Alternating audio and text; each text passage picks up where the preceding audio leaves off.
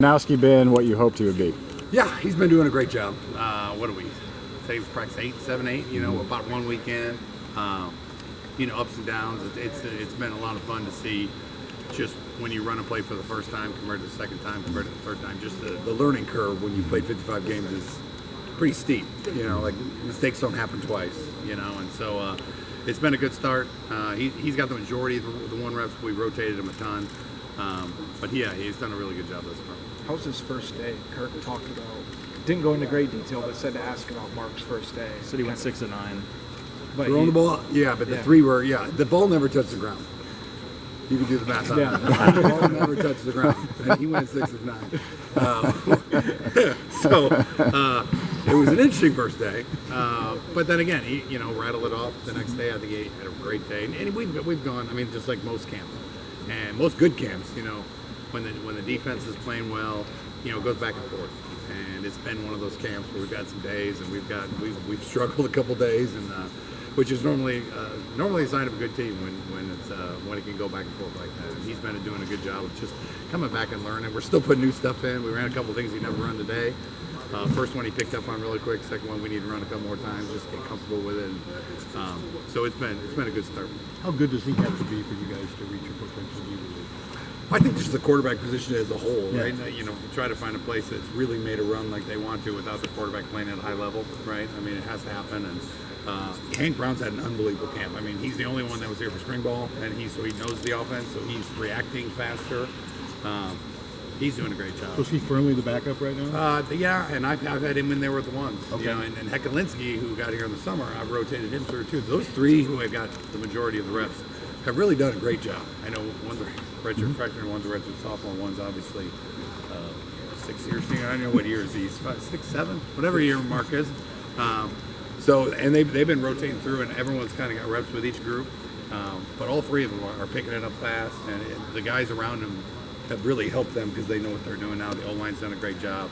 The running backs, the receivers. So it's been fun to go out there every single day. I feel like there's more of a sense of a foundation compared to what last year. I mean, you can just continue to kind of install instead of just putting in the foundational pieces. 100%. When we were on install 6 was today, install 7's Monday, install 8's Tuesday. There's really not a lot of new install. They're just adjustments, off of something. So when you teach something and you say, hey, it's just like this, but we're just changing this one thing, they're like, oh, so that's not a big install. It's really not a new play, but it is a new play. So. And a lot of those are different blocking schemes we can do. When you talk about peeling layers back of an offense, this one has a lot of layers, a lot that we haven't been able to use and we're starting to use, and from hand signals to different tempos to all the different things you can do, and we're starting to slowly peel those layers back, and it's been fun to watch. We won't get to talk to you tomorrow, so what do you want to see tomorrow? Like, is it gonna be pretty vanilla out there? Like, what do you expect to get out of tomorrow? Yeah, I just want to see them out there competing. Yeah. That's the biggest thing. Efficiency. Like, I'm going to continue to call it aggressively, and I want to see when I call a good one, make the throw. When I call a bad one, get me out of that bad call. And so, and we're not going to run anything new tomorrow. There's no install. It's all repeats. So it'll just be a good. People will be there. Will be pressure.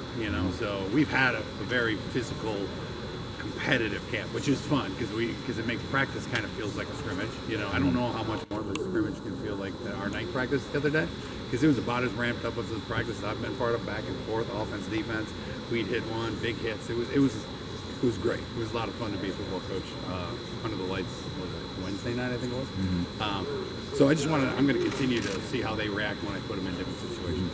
Looking at your 2021 offense at Western, it just seemed like it clicked. You had 3,000-yard passer, 1,000-yard rusher, 1,000-yard receiver. Two guys after Sky that had 700 yards each, 800-yard rusher on top of 1,000-yard receiver. What allows an offense to click like that? I think just time, number one, right? I mean, it just takes time on task. Time on task and repeating an action over. Muscle memory is real, and so when you're talking about running these routes, we have 4 senior receivers right now that really understand it, and they're starting to run. They still got work to do, but they're starting to understand all the different situations, how to cut off routes. And we don't run lines on a paper. Now I'm going to give you a sheet of paper that says what it's supposed to look like, but it changes on the fly. And so those guys are really kind of cooking right now. They understand what we're doing. Still got to get them the ball, and but I think those guys and the O-line understanding what we're trying to get out of each play is really what allows the opportunity to make a jump like we did that year. When you say Brown has had an outstanding camp, what specifically? He's run all the plays before, right? So he gets his opportunity. He's not always going against one defense, although he's done really well against one defense. We put him in there for four snaps against our defense in the red zone. I think we scored on 3 of the 4. He was seeing things well. So he's a little bit ahead as far as when we run something for the first time, it's not his first time, Yeah. But he's calm. I think he's got his feet better. There's a couple things we worked on this summer that I want him to work on that I couldn't really have him do in the spring or it would screw him up, just throwing wise. I think he's throwing the ball better. So it's fun to watch his growth. And then Heck's a little ball player now. Considering he's only been here a month, he's got a little bit of a lot of arm angles, and he's just he makes plays. So it's been fun. All 3 of them rotate him through. It's been a joy to coach with that group. When the Iowa social media team releases these videos of practice, it's easy for fans and even media to get kind of excited about seeing, Mark throw a dart to the end zone or something. Is there anything that you've seen Mark really do over the last couple weeks in camp that's really made you open your eyes wide, or anything he's really done to impress you? Change protection. I mean, that's a big part of this. We didn't do that last year. We gave the quarterback the opportunity to do that.